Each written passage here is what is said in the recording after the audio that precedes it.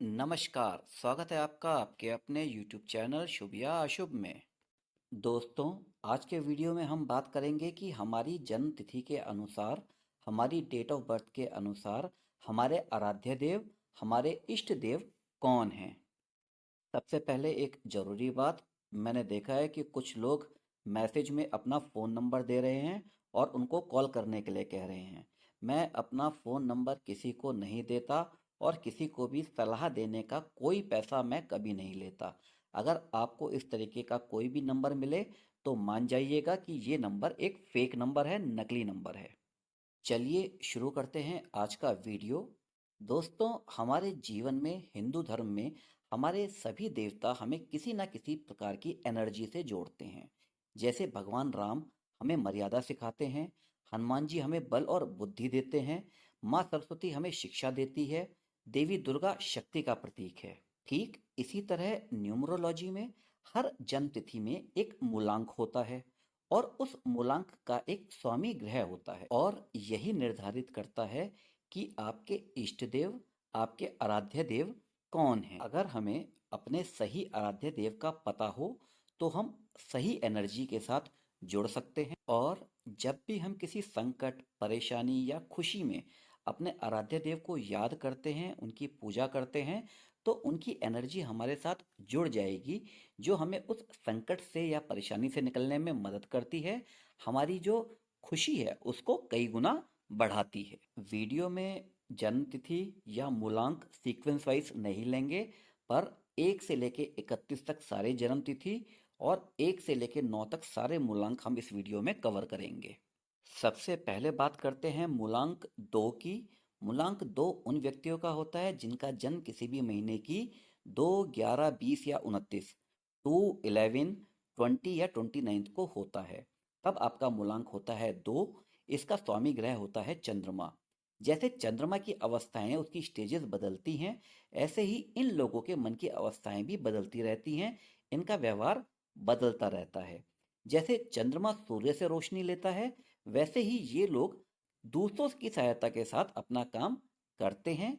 इन लोगों को भगवान शिव की उपासना करनी चाहिए और यदि संभव हो तो पूर्णिमा के दिन चंद्रमा को जल चढ़ाना चाहिए, शिव मंत्रों का जाप करना चाहिए। इन्हें हमेशा अपनी माता और माता समान स्त्रियों का सम्मान करना चाहिए। अब अगली बात करते हैं मूलांक 5 की। जिन लोगों का जन्म किसी भी महीने की 5, 14 या 23 तारीख को हुआ है, 5, 14 या 23 को हुआ है, इनका मूलांक 5 होता है और 5 का स्वामी ग्रह है बुध, जो बुद्धि का ग्रह है। ये लोग किसी भी बात को बहुत बारीकी से देखते हैं। अगर ये लोग अपनी बुद्धि का सही इस्तेमाल नहीं कर पाते तो देखा गया है कि ये लोग भटक जाते हैं। बुध ग्रह जो है धन और व्यापार का भी कारक है। अगर ये लोग भगवान गणेश की आराधना करते हैं तो इनकी बुद्धि सही दिशा में चलने लगेगी और ये अपनी बुद्धि से धन को अपनी ओर अट्रैक्ट करने लगेंगे। इन्हें अपनी बहन, बुआ और बेटी, इन तीनों के साथ हमेशा मधुर संबंध रखने चाहिए। इसके बाद बात करते हैं मूलांक 9 की। मूलांक 9 उन व्यक्तियों का होता है जिनका जन्म किसी भी महीने की 9, 18 या 27, 9, 18 या 27 को हुआ है, तो आपका मूलांक 9 है, जिसका स्वामी ग्रह जो है मंगल ग्रह है। ऐसे लोगों में बहुत ज़्यादा एनर्जी रहती है और ये लोग बहुत ज़्यादा एक्टिव रहते हैं, हमेशा कोई ना कोई कार्य करते रहते हैं। अगर ये कोई काम नहीं करेंगे तो की जो एनर्जी है वो चैनलाइज नहीं हो पाती, जिससे कि काम सही नहीं हो पाता। तो इनको क्या करना चाहिए? इन्हें भगवान हनुमान की आराधना करनी चाहिए और अपने छोटे भाई बहनों की इज्जत करनी चाहिए। इसके बाद बात करते हैं मूलांक 7 की। मूलांक 7 उन व्यक्तियों का होता है जिनका जन्म किसी भी महीने की 7, 16 या 25, 7, 16 या 25 को हुआ है। इसका स्वामी ग्रह जो होता है केतु होता है। जैसे केतु का सर नहीं होता, वैसे ही ये लोग अगर भ्रम में आ जाएं, इल्यूजन में आ जाएं, तो अपनी दिशा भटक जाते हैं।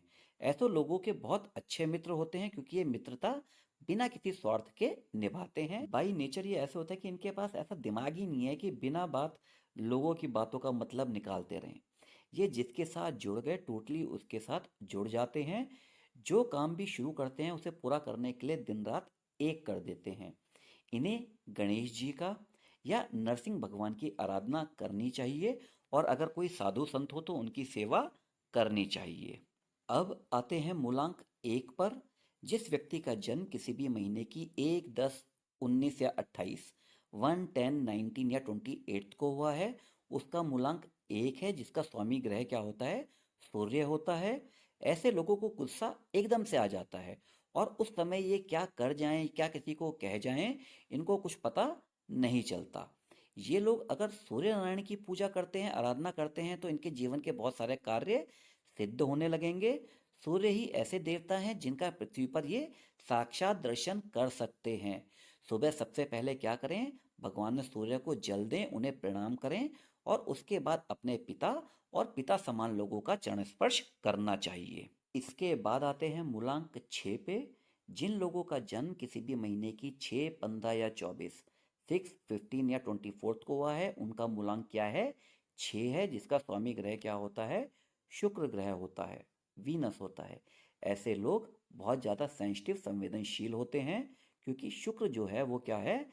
स्त्री ऊर्जा का भी ग्रह है, माता लक्ष्मी का भी ग्रह माना जाता है।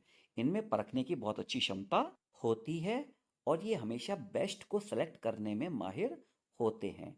इनको माँ दुर्गा की आराधना करनी चाहिए और कन्याओं की किसी न किसी रूप में सेवा करनी चाहिए।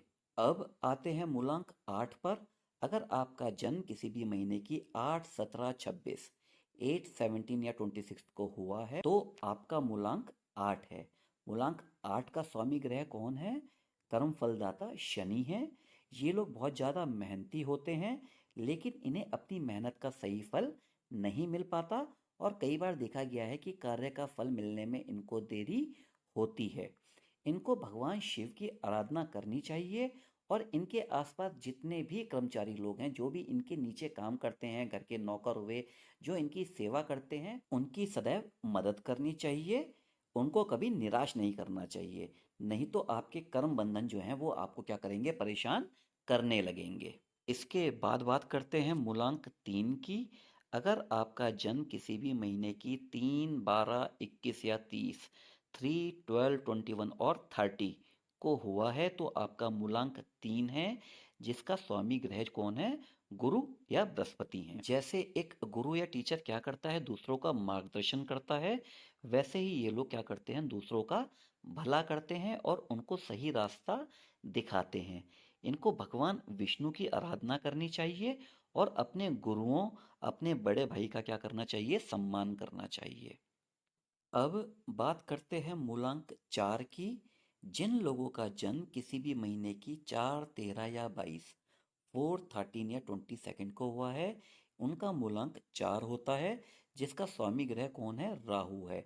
जिस तरह से राहु का केवल सर है, सिर में क्या है? दिमाग है।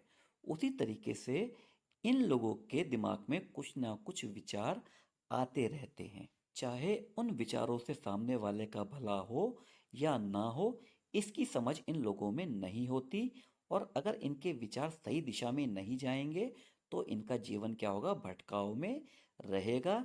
इसलिए इनको गणेश जी की या माँ सरस्वती की या फिर भैरव देव की आराधना करनी चाहिए। माँ सरस्वती इनके विचारों को सही दिशा में लगाएगी, क्योंकि माँ सरस्वती क्या करती है? बुद्धि देने का काम करती है। आज आपको ये नहीं कहूँगा कि वीडियो को लाइक, शेयर, सब्सक्राइब करें। आपकी मर्जी है, करना है तो करें, ना करना है तो ना करें। केवल एक निवेदन आपसे करूँगा कि कमेंट में अपने इष्ट देव का नाम जरूर लिखें। अगले वीडियो तक के लिए राधे राधे।